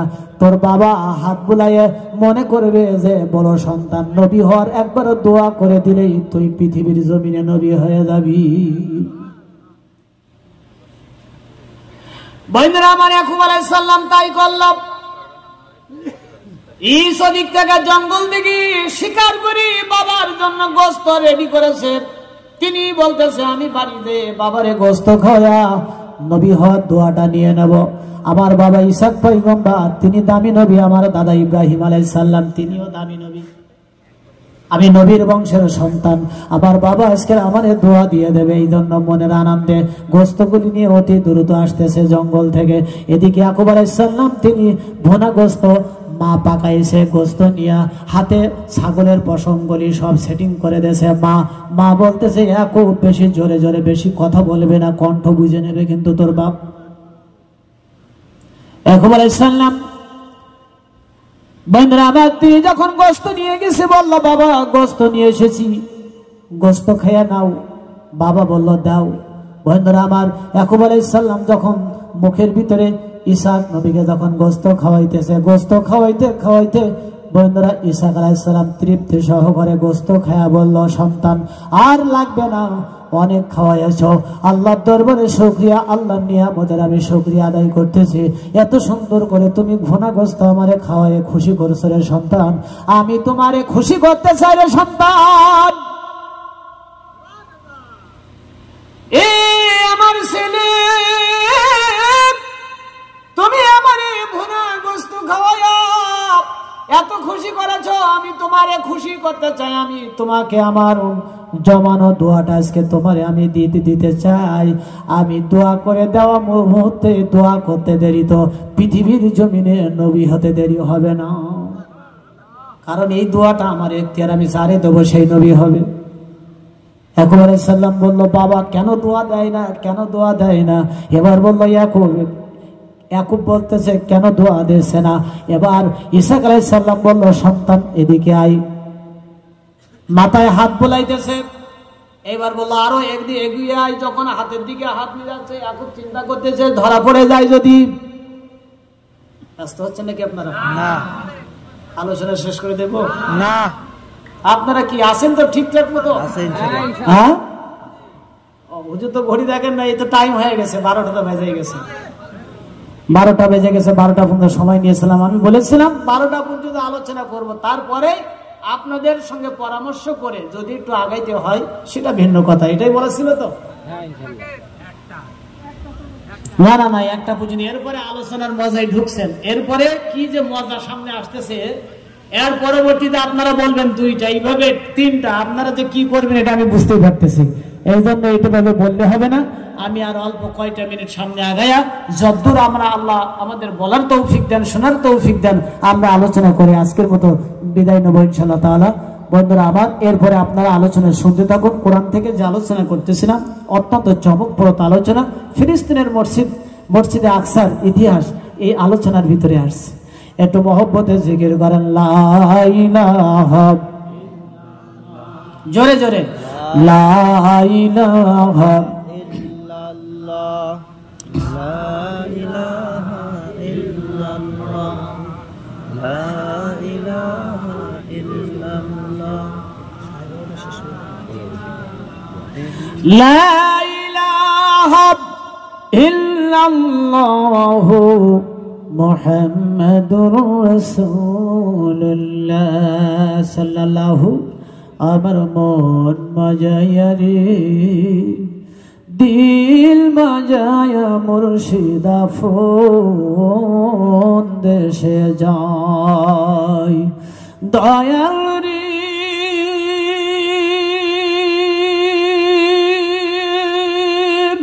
একে আমার ভাঙ্গা নাও তারপরে তুফান বাও, চলকে চলকে ওঠে পানি রে, কয় মুর্শিদের ঠাই এ তরির ভরসা নাই, কয় মুর্শিদের ঠাই এ তরির ভরসা নাই, লও দরিয়ার মাঝে রে, আমার মন মাজায়া রে দিল মাজায়া মুর্শিদ আপন দেশে যান। বন্ধুরা আমার হযরতে ইয়াকুব আলাইহিস সালাম গোস্ত খাওয়ায় এবার দোয়া নেবে, বাবা বলল এদিকে আগায় আয়, যখন এগিয়ে গেছে আল্লাহর নবী ইসহাক আলাইহিস সালাম ইয়াকুবের মাথায় হাত বুলায় হাতে চেক করতেছে যে ঠিক আছে কিনা, আমার বড় সন্তানের হাতে তো পশম, দেখে যে আপনার পশম ঠিক আছে, কিন্তু এইগুলি ছাগলের পশম। কিসের পশম? পশম আছে কিন্তু ছাগলের পশম। বন্ধুরা আমার, ঈসা আলাইহিস সালাম তখন দোয়া করে দিল, ও রব্বে কারীম, আমি আমার সন্তানের জন্য নবী হওয়ার দোয়াটা দিয়ে দিলাম, আল্লাহ তুমি কবুল করে নাও, কবুল করে নিয়ে নাও। তখন বন্ধুরা আমার, মুহূর্তের মধ্যে আল্লাহর দরবারে কবুল হয়ে গেছে। ইয়াকুব আলাইহিস সালাম তখন আনন্দে আত্মহারা হয়ে গেছে, আমার বাবার দোয়া পেয়েছি, আজকে থেকে পৃথিবীর জমিনে আমি ইয়াকুব আলাইহিস সালাম নবী। ইয়াকুব আলাইহিস সালাম নবী, আপনারা শুনেন নাই? এই ইয়াকুব নবী যে নবী কেমনে হলো তার ঘটনা এই। এরপরে ইয়াকুব আলাইহিস সালাম এর পরে বাইতুল মুকাদ্দাস মসজিদে জমি কিনলো, যে কি করে আসতেছে সে আলোচনার দিকে, একটু সময় লাগবে, আগাবো। বন্ধুরা আবার ইয়াকুব আলাইহিস সালাম দোয়া পেয়ে গেছে, এখন চিন্তা করতেছে দোয়া যখন পাইছি আর কোনো টেনশন নেই। ইয়াকুব আলাইহিস সালাম বললো, বাবা তাহলে এখন যাই। বলে এদিকে আয়, তোর কথা শুনে মনে হচ্ছে তুই ইয়াকুব।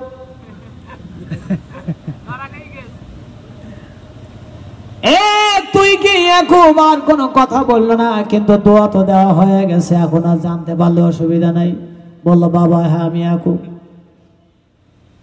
কিন্তু দোয়া তো দেওয়া হয়ে গেছে, দোয়ার ফেরত নেওয়ার কোনো সুযোগ নাই। বন্ধুরা আবার ইয়াকুব আলাইহিস সালাম যখন নবী হওয়ার দোয়া নিয়ে উঠেছেন, তখন তার বড় সন্তান জঙ্গল থেকে কষ্ট করে শিকার করে গোশত এনে বলতেছে, বাবা আমি তো জঙ্গল থেকে গোশত আনছি, এখন তোমারে খাওয়াবো, আমি তোমারে খাওয়াবো, নবী হওয়ার দোয়া নেব বাবা। তখন ঈসা আলাইহিস সালাম আফসোস করে বলছিল ওই দিন, যে সন্তান রে, বড় সন্তান, তোরে আমি কলিজা দিয়ে মহব্বত করি, ভালোবাসি, কিন্তু আমি পারলাম না, আমি তোরে নবী হওয়ার দোয়া দিতে পারলাম না, নবী বানাইতে পারলাম না। ওরে সন্তান দুঃখ করিস না, কাঁদিস না, নবী হওয়ার দোয়াটা ইয়াকুব আলাইহিস সালাম তো নিয়েই নিয়েছে, আমি ইয়াকুবরে নবী হওয়ার দোয়া দিয়ে ফেলেছি, আমার কাছে আর জমানো কোনো দোয়া নাই। আল্লাহ আমার একটা দোয়া দিয়েছিল, স্পেশাল দোয়া, ওইটা তো আমি ইয়াকুবকে দিয়েছি, পৃথিবীর জমিনে আর দোয়া দিতে পারবো না, আমি আর নবী হওয়ার দোয়া দেওয়ার ক্ষমতা আল্লাহ আমারে আর দেয় নাই। তখন কাঁদতেছে, বাবা আমি তোমার বড় সন্তান, আমি তোমার এত খেদমত করি, তুমি আমার এত ভালোবাসো, আমার কোন দোয়া তুমি দিলা না। কাঁদতেছে, তখন ইসাক নবী বলল, কান্দিস না রে সন্তান, আমি তোরে একটা দোয়া দিয়ে দিব, আমি নবী হওয়ার দোয়া দিতে পারলাম না, তবে তোকে আমি এমন একটা বরকতের দোয়া আজকের করে দেব রে সন্তান, পৃথিবীর জমিনে কিয়ামত পর্যন্ত যত মানুষ আসবে পৃথিবীর জমিনে, সমস্ত মানুষগুলি তোর এই বরকতের দোয়ার কারণে উপকৃত হবে। তখন ইস বলতেছে, আব্বা দোয়াটা আগে করে দেন, শুনি কি দোয়া করবেন। বন্ধুরা আমার, কিন্তু একটা ঘটনা ইতিমধ্যে ঘটে গেল। তিনি বন্ধুরা রেগে গেল, রেগে যেয়ে বলতেছে, বাবা আমারে দোয়া দিতে চাইছে নবী হওয়ার জন্য, আমি নবী হব, কিন্তু ইয়াকুব তুমি মার সঙ্গে প্যানেল করে তুমি বাবার কাছ থেকে নবী হওয়ার দোয়া নিয়ে নিলে, আজকের আমি তোমারে বাঁচাইয়ে রাখবো না। বন্ধুরা ইস প্রতিজ্ঞা করলো, আল্লাহর সাক্ষী রেখে তিনি 3 বার প্রতিজ্ঞা করলো, আর বললো, আমি যদি ইয়াকুব রে এখন হাতের মাথায় পাই, ইয়াকুব তো চলে গেছে, বড় ভাই যে আসছে, ইয়াকুব ভয়ে পালিয়ে গেছে।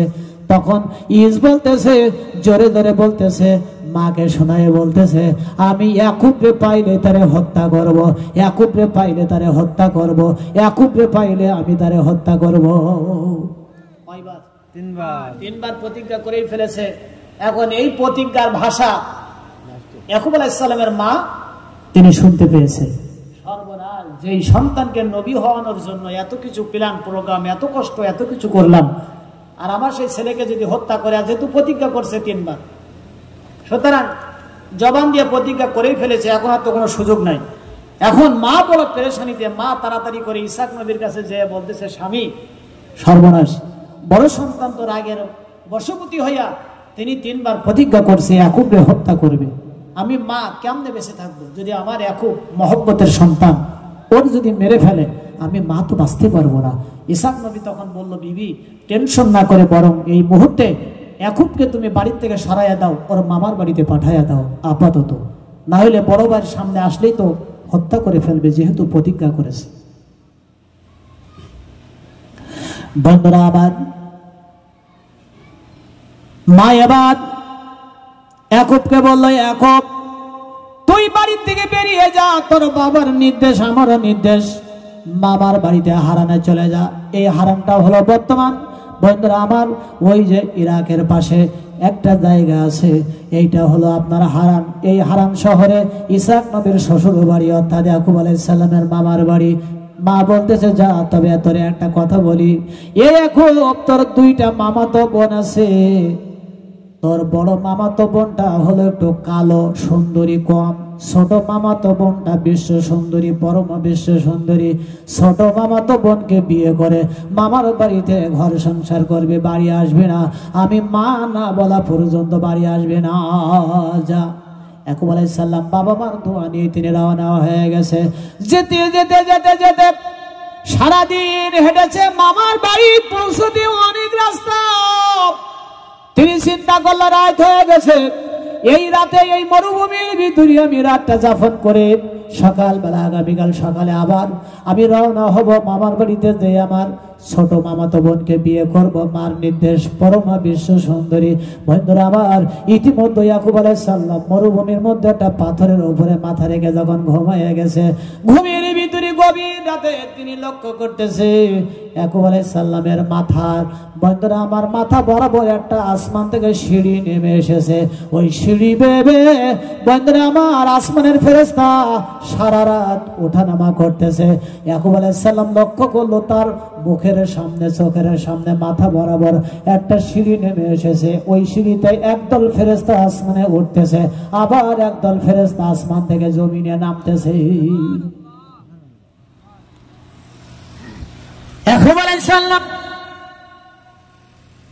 এরপরে তিনি হঠাৎ করে শুনতে পাইতেছে আল্লাহ ডাক দিয়া বলতেছে, ঘুমের ভিতরে তিনি স্বপ্ন দেখতেছে, ঘুমের ভিতরে আল্লাহ ডাক দিয়া বললো, ইয়াকুব রে তোর বাবার দোয়া কবুল করে নিয়েছে আমি আল্লাহ তোরে নবুয়ত দিয়েছে, গোটা পৃথিবীর জমিনে তুই নবী হয়ে গেলি রে ইয়াকুব, আমি আল্লাহ তোরে নবুয়ত দিয়ে দিলাম রে ইয়াকুব।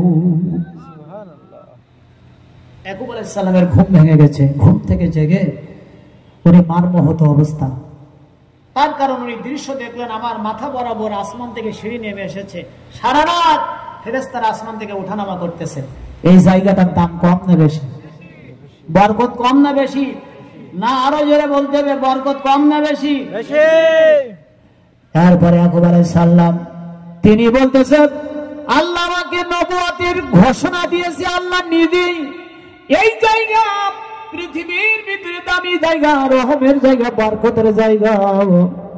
তখন তিনি পাথরটা ওই জায়গায় তিনি চিহ্নিত করলেন আর বললেন, রব্বে করিম আমি মামার বাড়ি থেকে যখন আসবো তখন আমি নিয়ত করলাম, আল্লাহ তুমি আমার এই দিলের তামান্না কবুল করে নিও, আমি এই জায়গায় একটা মসজিদ বানাবো। কারণ হলো আমার কাছে মনে হয়েছে পৃথিবীর ভিতরে সবচেয়ে বরকতের জায়গা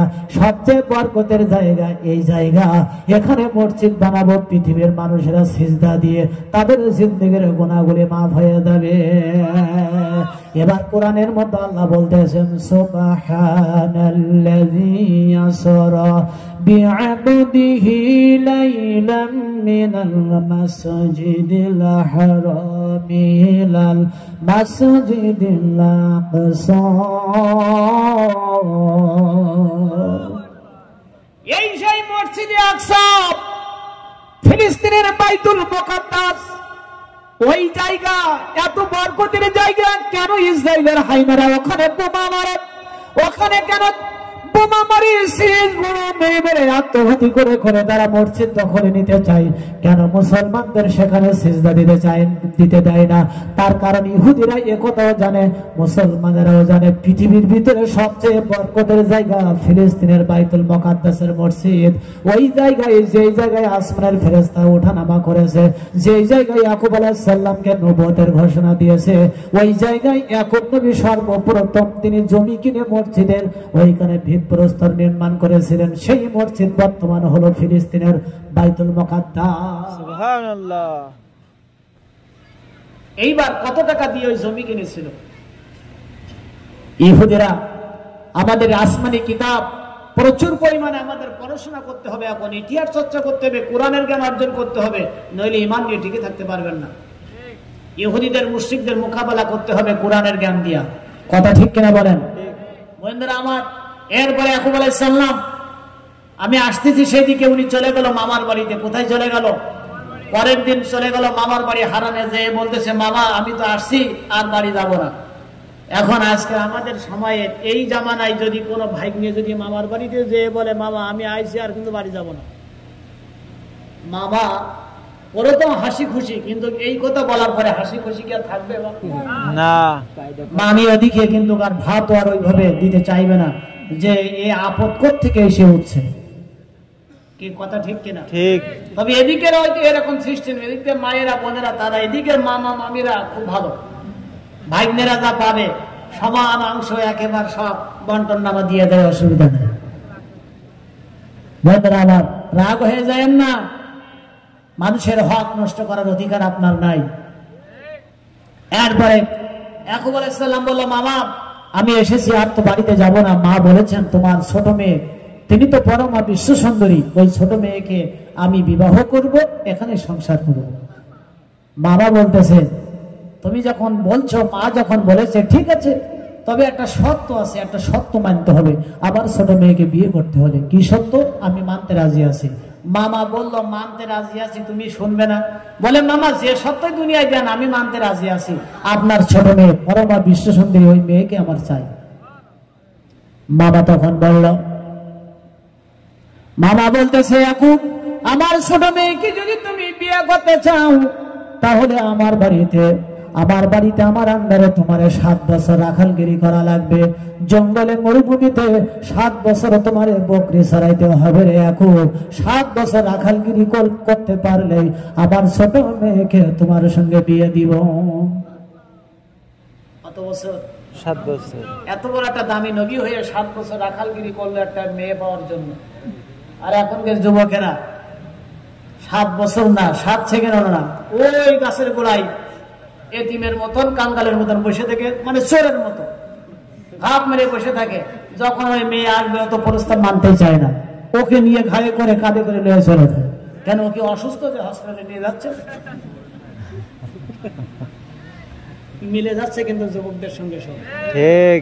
তবে আজকাল যুবক দ্বারা সাবধান, যুবকদের জন্য আমার দোয়া আছে, যুবকরাই পারে এই সমাজের রূপরেখা চেঞ্জ করে দিতে। অন্যায় অপরাধ প্রবণমূলক যত কাজ সম্পাদিত হয় জমিনে, এ সব কিছুর মোকাবেলা করতে পারে শুধু যুবকেরা। কথা ঠিক না? এই জন্য যুবক ভাইরা, তোমাদের উপরে এই সমাজের শান্তি, এই দেশের শান্তি, এই দেশের উন্নয়ন, সবকিছু আশা, আজকে সবকিছু কিন্তু তোমাদের উপরে নির্ভর করতেছে, যুবকদের উপরে। জোরে বলেন ঠিক কিনা? আল্লাহ আমার যুব সমাজকে কোরআনের জন্য কবুল করে নিন, আমরা বলি আমিন। হযরত ওমরের মতো যেন তারা দায়িত্ব পালন করতে পারে বাংলার জমিনে, সমাজে, জনপদে। আল্লাহ যেন তাদেরকে এই মাত্রা তাদের ভিতরে দিয়ে দেন। জোরে বলেন আমিন। এরপরে 7 বছর রাখালগিরি করলো। কত বছর? 7 বছর। 7 বছর হয়ে গেছে। বলছে, মামা আমি তো শর্ত পুরা করছি, আপনার মেয়েকে আজকে বিয়ে দিতে হবে। তখন মামা বলতেছে, বিয়ে দেবো, তবে শর্ত আরেকটা আছে। কি? বলে, আবার কি শর্ত? বলে, বিয়ে হবে দিনের বেলায় না রাতের বেলায়? দিনের বেলায় হলে অসুবিধা কি? বললো, না রাতে হবে। তো ঠিক আছে। এখন রাতে যখন বিয়ে দিয়েছে, এই বিয়ের ভিতরে আর একটা ঘটনা ঘটে গেছে। ইয়াকুব আলাইহিস সালাম, বন্ধুরা আমার, তিনি রাতের বেলা বিয়ে হলো। এখন নবী চিন্তা করতেছে যে আমি সকাল বেলা, রাতের বেলায় তো অন্ধকারে আমার স্ত্রীর চেহারাটা আমি দেখতে পাবো না। স্ত্রীর যে চেহারা তামাম বিশ্বের, বন্ধুরা আমার, পৃথিবীর একজন সুন্দরী বংশীয়, একজন পরম্পরা, একজন সুন্দরী মেয়ে, আমি আমার ছোট মামাতো বোনের চেহারাটা দেখবো। 7 বছর রাখালগিরি করলাম, এত কষ্ট করলাম, সব ব্যথা বেদনাগুলি কলিজার থেকে মিটে যাবে। আমার স্ত্রীর চেহারা যখন আমি একবার দেখব, এই চিন্তা করে সকালবেলা আল্লাহ পয়গম্বর ইয়াকুব বলতেছে, বিবি রে এদিকে আসো। তুমি তো পরমা বিশ্ব সুন্দরী। আমার মা বলেছে, ও বিবিরে, তোমারে পাওয়ার জন্য, তোমারে বিবাহ করার জন্য 7 বছর জঙ্গলে জঙ্গলে আমি রাখালগিরি করেছি, তোমার বাবা রাখালগিরি করাইছে, সত্য মেনে নিয়েছি। তোমার সুন্দর নুরানি চেহারাটা একবার দেখায়া আমার হৃদয়ের সব ব্যথা বেদনা সব যন্ত্রণাগুলি মিটাইয়া দাও। যখন স্ত্রীকে কাছে ডেকেছে, বন্ধুরা আমার, ইয়াকুব আলাইহিস সালাম তাকায়া দেখে যে তার ওই ছোট মামাতো বোনটা না, এটা হলো তার বড় মামাতো বোন, যেটা কালো সুন্দর না। কথা বুঝতে পারেন না? পাল্লাই দেশে রাতের ভিতরে, হ্যাঁ এটাই দেওয়ার কথা। ছোটটা সুন্দরীটা দেশে কোনটা? কালোটা। বড়টা কম সুন্দর, যেটা আমাদের সমাজে দেখবেন যেটা একটু কম সুন্দর, এইটা নিয়ে বাবা মা বেশি টেনশনে থাকে, এইটারে আগে বিয়ে দেওয়ার চিন্তা করে। আর যেটা সুন্দর সুন্দর একটু টাইপের আছে, এটা নিয়ে কোনো টেনশন নাই, even এর নিয়ে কোনো সমস্যা নাই। কিন্তু আমাদের সমাজের যারা যুবক যুবকদেরকে বলছি, মেয়ে কালো হোক তাতে অসুবিধা নাই, যদি তার ভিতরে পরেশগারিতা থাকে, তাকুয়া থাকে। ওই মেয়ে যদি নামাজি হয়, যতই কালো হোক, ওই মেয়ে তোমার দাম্পত্য জীবনকে সুখ আর বারাকা বয়ে আনবে, তোমার জীবন বরকতে আল্লাহ ভরে দিয়ে দিবেন। সুবহানাল্লাহ। আল্লাহ আমার যুবকদেরকে বোঝার তৌফিক দিন। যৌতুক নিয়ে যুবকরা বিয়ে করবেন কারা কারা? হাত তুলে আল্লাহরে দেখান তো। হ্যাঁ, কি ব্যাপার, সব চুপচাপ কেন? সব মানে বুঝে ফেলছে, সব বুঝে ফেলছে। বন্ধুরা আমার, আল্লাহ যুবকদেরকে হেদায়েত দিক, যৌতুক না নিয়ে বিয়ে করতে আমরা প্রতিজ্ঞাবদ্ধ হব।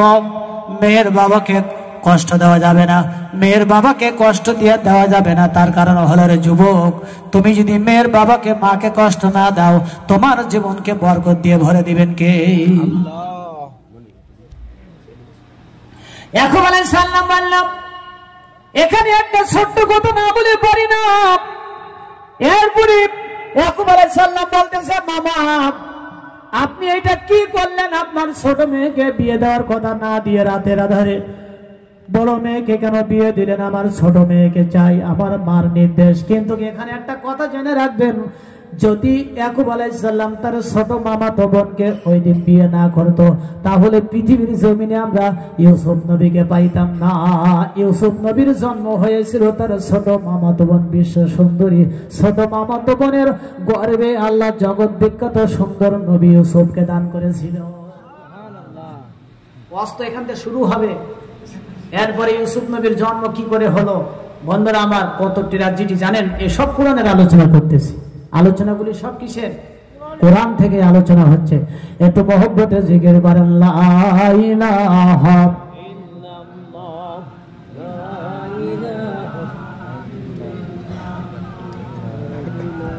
লা ইলাহা ইল্লাল্লাহ মুহাম্মাদুর রাসূলুল্লাহ সাল্লাল্লাহু। আর কিন্তু 10 মিনিট সময় আছে হাতে। বন্ধুরা আমার, 10 মিনিটের ভিতরে যা বলা যায়, আপনারা যা শুনতে পাবেন, এটাই আপনাদের জন্য বেনিফিট। কান লাগাবেন। এখানে ছোট্ট একটা কথা, আমার মারা বোনেরা এসেছেন, কান লাগাবেন।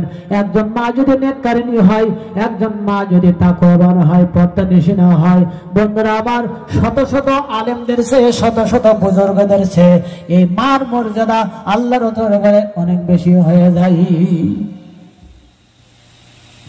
এখানে একটা ঘটনা আমি বলি, ইমাম জাউজির একটা ঘটনা। সুলাইমান জাজুলি যুগ শ্রেষ্ঠ মুহাদ্দিস, তিনি একদিন নিজের এদিকে ছিলেন, ওই জঙ্গল পেরিয়ে জঙ্গলের অপর প্রান্তে তিনি কালেমার দাওয়াত পৌঁছায় দিতে হবে। কালেমার দাওয়াত নিয়ে যখন তিনি রওনা হয়ে গেছে, জঙ্গলের গহীনে চলে গেছে, আসরের আযান হয়ে গেছে, নামাজ পড়া লাগবে।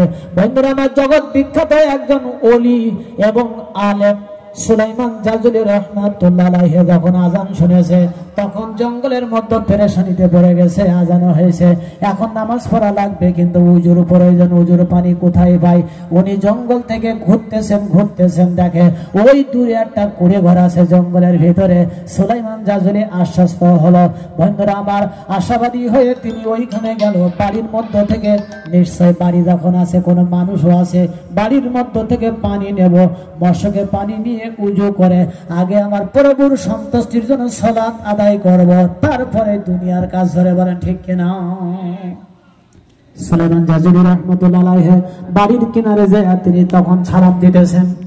সালাম দেওয়ার পরে বলে, বাড়ি থেকে আসেননি, আমি একজন দেশে মুসাফির, আসরের আজান হয়েছে, আমাকে উজুর পানি লাগবে, উজুর পানি, একটু পানির প্রয়োজন, ওযু করে আমি একটু নামাজ পড়তে চাই, যদি বাড়িতে কেউ থাকে আমাকে উজুর পানি দেন। কিন্তু বাড়ির মধ্য থেকে কোনো জবাব নাই, আওয়াজ নাই। তখন সুলাইমান জাজুলি বলতেছে, বাড়ির ভিতরে কেউ বেঁচে নাই নাকি, সব মরে গেছে নাকি? এই কথা বলে ওইখান থেকে উনি চলে এসেছে। উনি মনে করতেছে মানে পরির বাড়ি, কোনো লোকজন নেই, কেউ কোনো আওয়াজ দেয় না।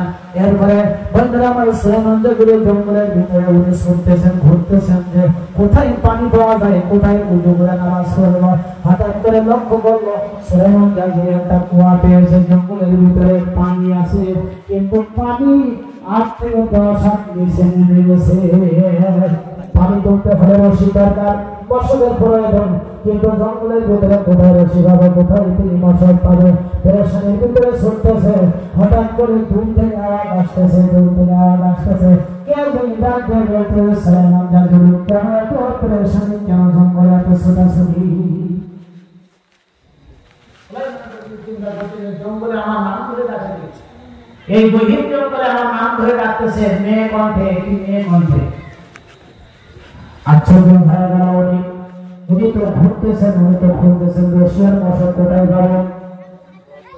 ওর পাশে থেকে পাথরের উপরে দাঁড়িয়ে একটি মেয়ে কণ্ঠে ডাকতেছে, ও সুলাইমান, ও সুলাইমান জাজুলি, কেন তুমি পেরেশানির ভিতরে আছো, কেন তুমি এত ছোটাছুটি করতেছ? সুলাইমান জাজুলি অবাক হয়ে গেছে। গহীন জঙ্গলে, এই জঙ্গলের মধ্যে আমার নাম ধরে ডাকে আর বলতেছেন, তুমি একটা যুগ শ্রেষ্ঠ মুহাদ্দিস, হাজার হাজার ছাত্রের তুমি উস্তাদ হয়ে কেন উজু করতে পারো না, কুয়ার থেকে পানি উঠাইতে পারো না? তখন সুলাইমান জাজুলি বলল, তুমি কি বোঝো না, এই কুয়ার পানি অনেক নিচে নেমে গেছে, কিভাবে উঠাবো দড়িয়ার যদি মশক না হয়? ছোট্ট একটি মেয়ে, তিনি বললেন, সুলাইমান জাজুলি, এ মুসাফির, মনে কষ্ট নিও না, মন খারাপ করো না, এদিকে আসো, দেখি দড়ি ছাড়া, রশি ছাড়া, মশক ছাড়া কুয়ার থেকে পানি ওঠানো যায় কিনা একটু দেখা যাক। তখন বন্ধুরা আল্লাহ বলি, ওই যে মুহাদ্দিস সুলাইমান জাজুলি উনি যখন নিকটে চলে গেছে, কুয়ার নিকটে, এরপরে মেয়েটি বলল, তোমার পানির প্রয়োজন, কত পানি লাগবে?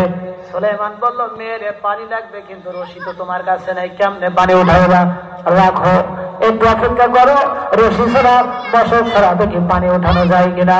ওই মেয়েটি আকাশের দিকে তাকাই, ছোট্ট মেয়ে, অল্প বয়স্ক একটা মেয়ে, তরুণী মেয়ে, আকাশের দিকে তাকায় আল্লাহর ডাক দিয়ে কি যেন বিড়বিড় করে বললো, এটা শুনতে পাই নাই, আল্লাহকে কি যেন বিড়বিড় করে বললো। বলার পরে এইবার উনি আকাশে আল্লাহকে বলার পরে কুয়ার পানিতে যখন ছুঁয়ে দিল, মুহূর্তের মধ্যে কুয়ার ভিতরে তুফান সৃষ্টি হয়ে গেল।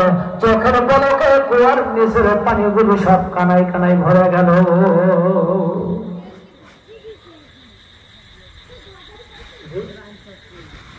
আচ্ছা, শেষ করে দিচ্ছি আলোচনা। আস্তাগফিরুল্লাহ, পরে আস্তাগফিরুল্লাহ, আর আলোচনা হবে না।